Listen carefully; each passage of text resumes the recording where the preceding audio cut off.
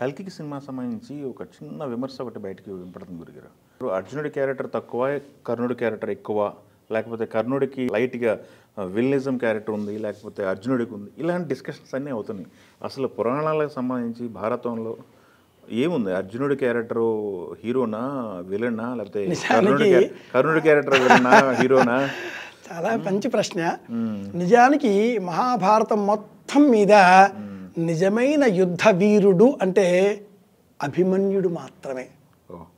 మిగతా వాళ్ళంతా దొంగలు, అవకాశాన్ని అనుసరించి అబద్ధాలు ఆడిన వాళ్ళే. కృష్ణుడి సహాయంతో రకరకాల ఎత్తులు జిత్తులు అర్జునుడితో సహా వేసిన వాళ్ళే. నిజమైన యుద్ధ వీరుడు ఒకే ఒక్కడు అభిమన్యుడు. ఎంత వచ్చో అంత చేశాడు, ఎంత యుద్ధం చేయాలో అంత చేశాడు, ఒక్కడే పోయాడు. కృష్ణుడి సహాయం లేదు, తనకు సగమే వచ్చు, సగమే ప్రయత్నం చేశాడు. అయితే పాండవులలో కుంతి, పృథ ఆవిడ అసలు పేరు, మొదటి కుమారుడు కర్ణుడు. దుర్వాసుడు ఇచ్చిన మంత్రం చేత పుట్టినవాడు, వదిలిపెట్టేసింది. ఆ తర్వాత పాండురాజుని వివాహం చేసుకుంది. మంత్రాన్ని చెప్పి ధర్మరాజు, భీముడు, అర్జునుడు ముగ్గురిని సంతానంగా పొందింది. తన సవతి, పాండురాజుకు రెండవ భార్య మాద్రి అడగడంతో మంత్రం చెప్పింది. మాద్రి ఆ మంత్రం చదివి ఒకేసారికి కవలలు ఇద్దరు కుమారులను పొందింది, నకుల సహదేవులు. నేను మరోసారి ఈ మంత్రం చదవవచ్చా అని మాద్రి అడిగితే కుంతి వద్దు అంది. నాకు ముగ్గురు పిల్లలు, నువ్వు మరోసారి మంత్రం చదివి మళ్ళీ కవలలో ట్రిప్లెట్స్ కంటే చాలు. అది కుంతి బుద్ధి.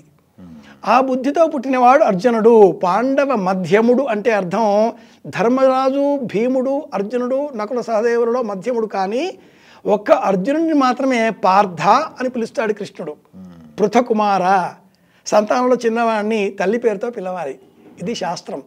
పెద్దవాడిని తండ్రి పేరుతో పిలవాలి. కాబట్టి దాశరథి అంటే రాముడే, మిగతా వాళ్ళు కారు. పెద్దవాడిని తండ్రి పేరుతో పిలవాలి. మన కథలోకి వచ్చేస్తే భీష్ముడు యుద్ధ ఆరంభ సమయంలో ఎవరి కేపబిలిటీ ఎంత అనేది డిసైడ్ చేస్తాడు.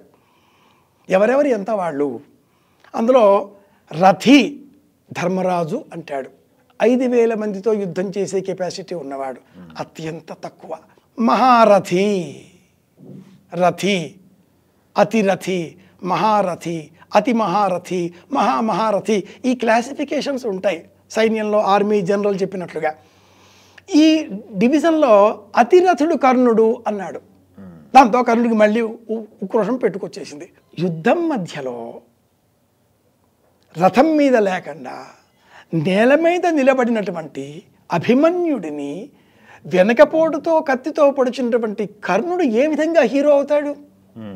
దుష్ట చతుష్టయంలో దుర్యోధనుడు, దుశ్శాసనుడు, శకుని, కర్ణుడు నలుగురు కలిసి అతి కిరాతకంగా, పాశవికంగా ఆ వ్యూహంలో మధ్యలో అభిమన్యుడిని పొడిచి చంపారే. అలాంటి ఈ కర్ణుడు అర్జునుడితో ఎలా సమానం అవుతాడు? కాబట్టి కర్ణుడు విలన్, సందేహమే లేదు. కానీ దానం చేత కీర్తి పొందాడు. ఎందుకు దానం చేయాల్సి వచ్చింది? ఓ మాట చెప్తాం మిత్రమా, struggle for existence, identity crisis. దుర్యోధనుడికి ఉండే స్నేహితులలో పక్కనే ఉన్నాడు, రాజ్యం ఇచ్చాడు. ఏనాడు ఆ రాజ్యం అయిపోయినవాడు కాదు, పెళ్లి చేయించాడు, సంతానం కలిగింది. కులభ్రష్టత్వం అన్న పదంలో నుంచి రాజు అన్న కీర్తిని ఇచ్చే అవకాశం ఇచ్చాడు. కాబట్టి అనుక్షణం దుర్యోధనుడి మేలు కోసం తాపత్రయపడ్డాడు. జూదంలో పాండవులు ఓడిపోతే దుశ్శాసనుడు ద్రౌపదీదేవిని లాక్కు వస్తే ఆ సభలో దుర్యోధనుడు నోట మాట రాకుండా మౌనంగా ఉన్నాడు. ధర్మం తెలిసినవాడు, కొద్దో గొప్ప.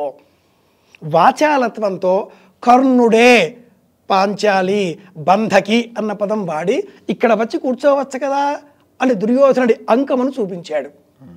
బంధకి అంటే అనేకులతో ఉండేటటువంటి స్త్రీ, వేశ్య అన్న శబ్దంతో కూడుకున్న పదం అది. ప్రయోగించిన వాడు కర్ణుడు. ఏ విధంగా ఉత్తముడవుతాడు?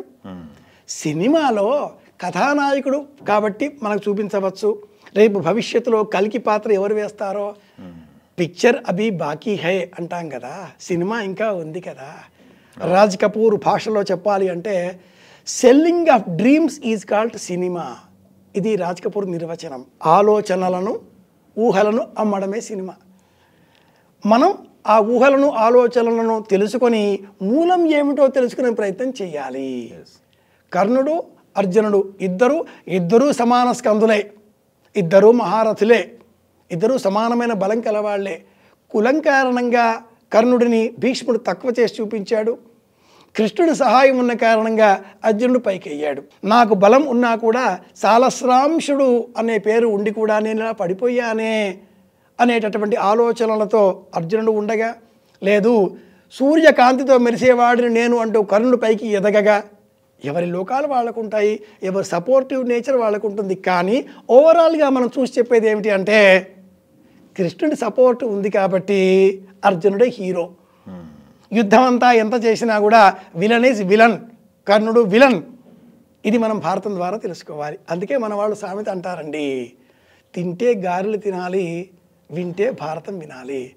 కర్ణుడు లేని భారతం భారతమే కాదు, ఇది ఆ మాట. కాబట్టే అంత పెద్ద సినిమా దుర్యోధనుడి కోసం ప్లాన్ చేసి తీసుకున్న ఆ ఎన్టీ రామారావు గారు ఆనాటి కాలంలో సినిమా అంతా అయిపోయాక దానవీర శూర కర్ణ అంటూ కర్ణుడి పేరు పెట్టాడు. సినిమా అంతా దుర్యోధనుడిది, పేరు మట్టుకు కర్ణుడిది. ఇది కథ.